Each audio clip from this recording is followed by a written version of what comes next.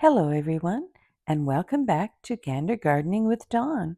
If it's your first time here, thank you for checking it out.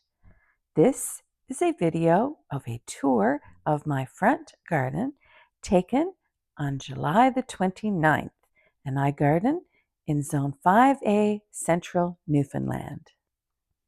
The planting in our garden that is closest to the street is this island bed, and it features a dwarf Alberta spruce, two really large blue angel hostas that each of these spans at least 6 feet. And by the way, these are getting a little too much sun this summer, and so there's a little sun scald on them, but they're still looking very, very lovely. And above that is an Etoile Violette clematis, and I highly recommend this one when the blooms open, and they are 6 petals, about 3.5 inches in diameter, and they have beautiful prominent lime stamens. Anyway, when they open, they completely obliterate the leaves. And as you can see, there are tons more buds, and this one will be in bloom for a really long time. And I love the contrast of the light, very light lilac-y purple and the very intense violet purple behind. Right here by our front door is my favorite spot in our front garden. I have some containers here, one with a hosta, one with an Alaska apricot nasturtium, and one with the Pinto mix coleus. And then if we go over here, you'll see more of the nasturtium and also some begonias and lobelia and dichondra silver falls. And these two containers are planted to the side of my favorite spot to sit, which is right here. And there's another chair on the other side of this table, which has a container with some azuratum and lobelia and bacoba, and finally an annual geranium. And on the opposite side of this chair, and this would be a great spot to sit right now in the dappled shade of our laburnum. On the opposite side here, there's a large container, and this one also has some nasturtium, not quite in bloom yet here, and some bidens, lobelia, and some lemon coral sedum. And it's very, very bright here now, but you can see there's the chair, and I'm sitting in the other chair, and the view from here is very private. There is a PG hydrangea. This one's called Unique, that will be in bloom later. And I have some coleus and some hostas and more nasturtium back here. And this was a daylily that was in bloom earlier. So I can sit here and be completely hidden from the street. And it's what a great place to just daydream and have a cup of coffee. From my favorite little sitting spot, if you come around the corner, there is a very, very long side bed here that faces east, and it's getting close to lunchtime now, so it's starting to lose some of the light. But in this bed, there are some lilies. There's a very tall lily. I have some annual Monarda, Beebalm, lots of feverfew that ties in this whole bed. I have some annual begonias. I have some Columbine here. This is Barlow mix that's gone over. A few Dalmatian peach foxgloves that are still blooming. And there goes a bumblebee in that one. Really happy that they're still here. And the blue Himalayan poppies that are gone over. And I'm letting just one or two of them go to seed to try to get some seed. I have some light salmon Chantilly snapdragons here, some crimson better Nicotiana that are starting to wilt right now because they actually do better in the cool and in more shade. Lots more feverfew. Oh, excuse my shadow. Another begonia. And here's more of the Dalmatian peach foxgloves, and these really got twisted up in some recent rain that we had. There's a few cosmos tucked in here. Peony gone over. This is going to be David phlox when it starts to open. That won't be till about the middle of August. This is Starfire phlox. Let me see if I can get my shadow out of the way. There we go. Starfire phlox is starting to look great. I have two great patches of rose campion here, next to another few of the snapdragon, another David phlox, another of the Dalmatian peach, more rose campion, more wilting Nicotiana, which will look fabulous once this is in the shade, more feverfew. There's a King of Hearts dicentra down here, a Snowball feverfew, which I grew from seed, and this is all at the base of the climbing hydrangea, which is now gone over. But yeah, this long garden tied together really with feverfew. The main flower border in our front garden is this large one here that is in front of my favorite sitting area. And right now it's dominated by these Alaska Shasta daisies, which are just glorious here. And behind those is a grouping of David phlox, which will be in bloom in the middle of August. And very tall and thick is this magnificent hydrangea. This one's about 20 years old, and the name of it is Unique, and it is a Paniculata, and it has the laciest cones, just so pretty, in shades of cream that turn to a dusty rose. I just love these Alaska Shasta daisies. They're so simple.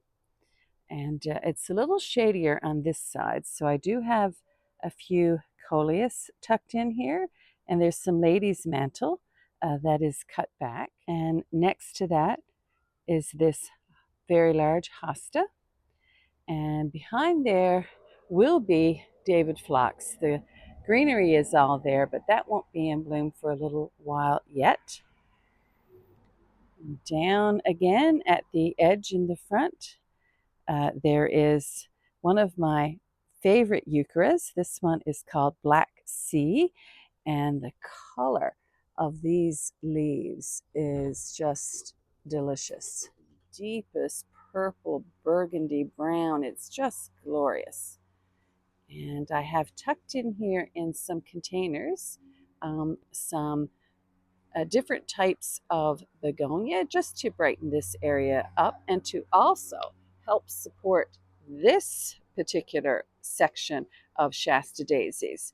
And I did do the Chelsea chop to some areas on the edge, but not enough. I have to be much, much braver next year and really cut these things back because they're getting far too tall and flapping over, and I have to put these stakes here and there to keep them upright. So I'm going to try to fix that problem next year.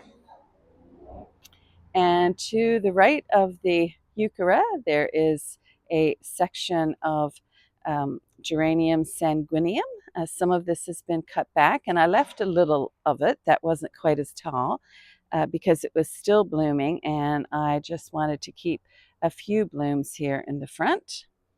And here we have a buttercream Shasta daisy, which is very, very pretty. This is a real nice one for the front of a border. And there are a few more of these pretty light yellow blossoms sticking out here. And they're all growing in front of my favorite phlox. This is one of my favorite plants of all time. It is called Starfire, and it has been in bloom now for maybe 2 weeks, and it will keep blooming until a very hard frost. It just keeps getting better and better. And this bed in the front has shades of red and dark pink and also white mostly this time of year and into the fall. Back here there is a Foxglove. This one is Camelot white, and there's a couple of those, but that's the easiest one to see. And here at the base is another of the Euchera Black Sea, and planted for some contrast right next to that is the lemon licorice plant. And next to that is this wonderful Millenium allium. And earlier today I was out here and there was a butterfly on it, but right now you can see, if I get close, there's a pollinator. Oops, too close to focus. Right there. This one is not quite open yet, but it attracts every sort of pollinator. Here we have a native to Europe, that is, Foxglove. And now there's a bumblebee down on the Millenium allium. And speaking of plants that pollinators love, here we have a purple coneflower. And this one is just starting to get going. It hasn't fully bloomed yet, but there must be at least 30 or more buds on this large one. This one's been here for a while.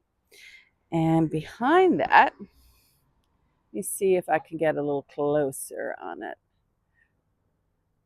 Here we go. This is a dahlia. This one's known as Eveline, and it's just starting to open up. This one, there are 2 plants here, and they have a lot of buds, and you can see them here. I'm really looking forward to seeing those. And some more feverfew, one of my favorites, of course. And down here at the base, here almost open, is one of the Echinacea that I started from seed this year.